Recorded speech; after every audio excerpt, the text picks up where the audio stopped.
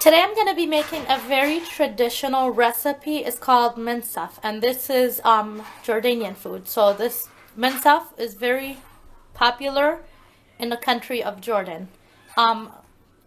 First you want to cook your rice, or first you want to get your rice ready. So I have some short grain Egyptian rice in here sitting. The way I make my rice, I cook this just like, you cook this just like your regular rice. So for my rice, I'm pretty much gonna soak this, let it sit in the water for about 10-15 minutes, rinse it, and keep on rinsing it until the water runs clean. I've got some meat. So this is lamb meat. I'm using some lamb meat. I'm cooking it in my pressure cooker, and I'm gonna set this on the option where it says beef, and I'm gonna start this. So while this is in here, so you want to be very careful about the amount of salt you add inside your meat, because your jamid is going to have a lot of salt on it. So I recommend you put a very little amount of salt just for the cooking, maybe like less than a teaspoon. And I'm going to be adding some cardamom spice, add about a teaspoon. It's very important to spice your meat because you're also going to be using this water with your minsaf. It's about 1 teaspoon. I'm going to be using some 7 spice, about a teaspoon as well. And I'm going to be using some bay leaves, just a few leaves. I'm going to use some curry, about a teaspoon.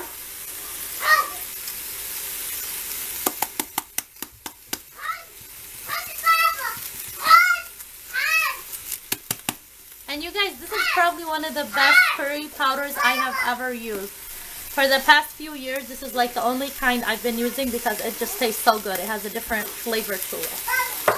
Also gonna be using some black pepper. You don't need to use the whole. You can just use the traditional, but if you have the whole, that does really good. So I'm using a few.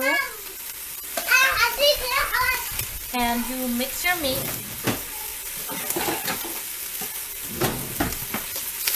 Move it around.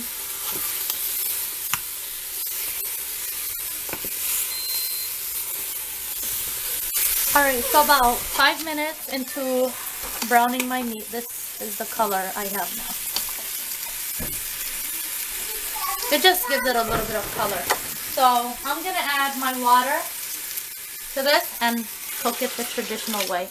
Make sure that your water goes above your meat because this is a pressure cooker and you want your meat to be well done. Mix it, give it a good blend. I'm going to need a few more water. And that's for my meat. So I'm going to cover this. And I have my timer for 25 minutes. And I'll show you guys what this looks like when it's done. So what I have inside my blender is 2 cups of yogurt. This is my homemade yogurt. You don't have to use homemade yogurt as long as you use plain unflavored yogurt. To my yogurt, I'm going to be adding cornstarch. So I'm going to be doing about 3, a little bit over the top, tablespoons of cornstarch. And you mix this until it becomes liquid. And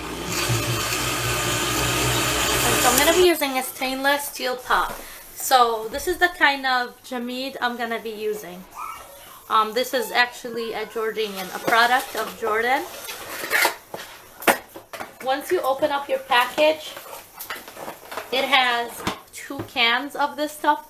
You shake it really, really good, and then it becomes liquidy. So in my pot, I've already got some yogurt here, which we blended earlier. This is going inside my pot. And I'm going to be doing the same blend, 1 more, and then 1 can of my jamid. Alright, so that's the first batch. And that's the second. I'm making a really large amount. I've opened up my jamid. I'm gonna pour that in. And I'm gonna be pouring the second can in as well. Alright, and my second can goes in. Make sure you get all of it. I'm gonna turn this on. And this is where you guys want to be very careful. You cannot leave minced stuff unattended. You have to mix it until it's done cooking or until it boils, because if you don't mix it, you're gonna get clumps and it won't taste as good. It will not look so pretty. It's not gonna have a smooth texture to it.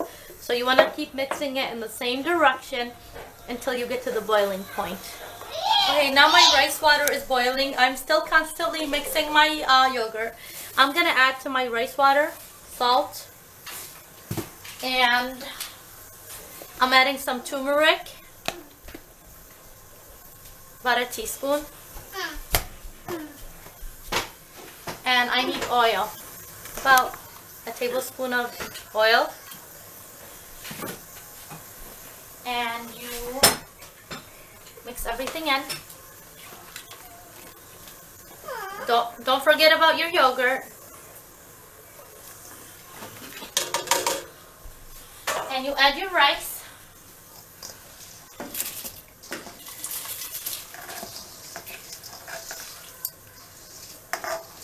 So you leave your heat on high until it gets to the same level as the rice. So you want your water level to reach the level of the rice, and then you cover it and you cook it for 10 minutes. Alright, so when your yogurt starts boiling like this, that's when you know it's done. Mine has a really nice consistency to it because I kept mixing it and because of the cornstarch. So, you add some turmeric. Always add your spices after it finishes boiling. You don't want to add them before. And I'm adding ginger. About a teaspoon.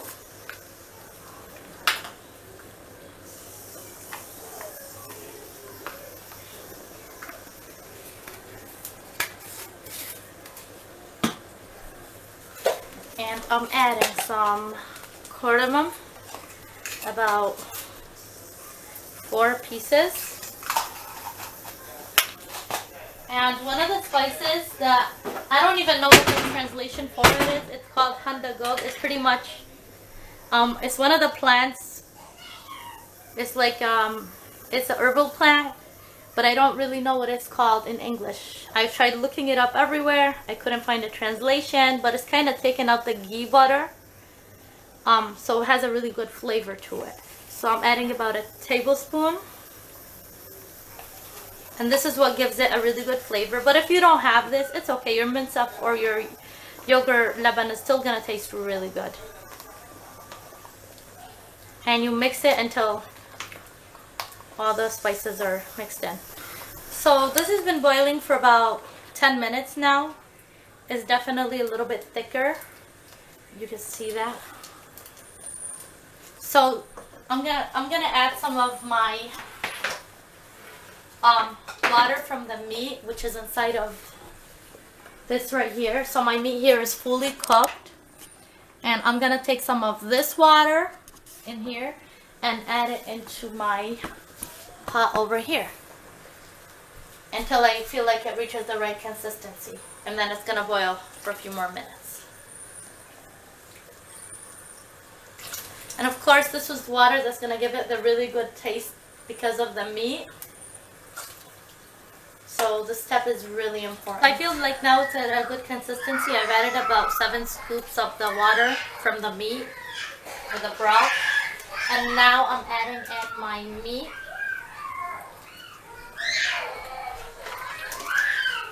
And so I'm going to cook this for an additional 10-15 minutes. My meat is already fully cooked. I just want it to give extra flavor to the mince.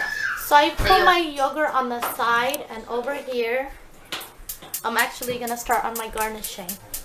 So over here I've got some ghee butter. This is the brand I'm using. It's Al Ghazal. This is actually one of the best butters or ghee butters I've ever used. It smells amazing. And I've chopped up some parsley. So I've got some parsley chopped up. my ghee butter. Into that, I'm gonna do some pine nuts.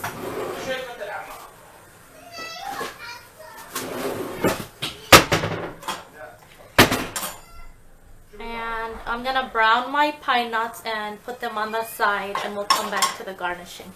Alright, so I've got some bread sitting in the bottom, and you wanna soak this with your yogurt.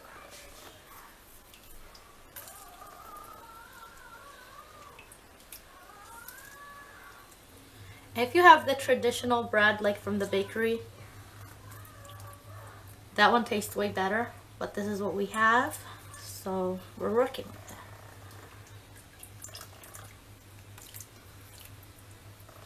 And you let this sit for about a minute or so. Okay, so it's been a minute later, and we're putting the rice over. And once you've layered your rice, once we have the rice layered, I'll come back and show you guys what it looks like. Alright, so I've got my pine nuts here. I browned them really well with the ghee butter. And so these are going to go on top, and they smell really good. So pretty much put them all around.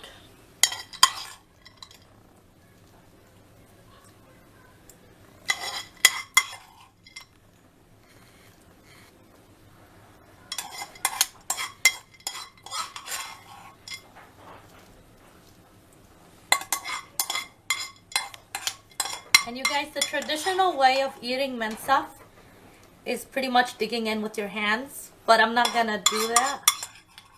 I usually take the soup on the side and just, you know, pour some leban over the rice, and then I'll eat with the spoon. I've got some parsley over here, so this goes on top and around.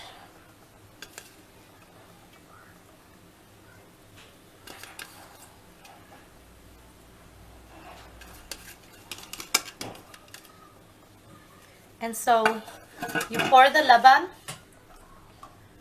all around like so, and while people are eating, if they want more leban, then you have like a bowl on the side, and they can just pour as they go. I've got my bowl right here. So I hope you guys did enjoy the video and enjoyed the recipe. And I was very happy to present this recipe. I hope you guys do have a good rest of your day. Please don't forget to like and subscribe. For any additional information, you can shoot me an email or comment down below. And enjoy the recipe.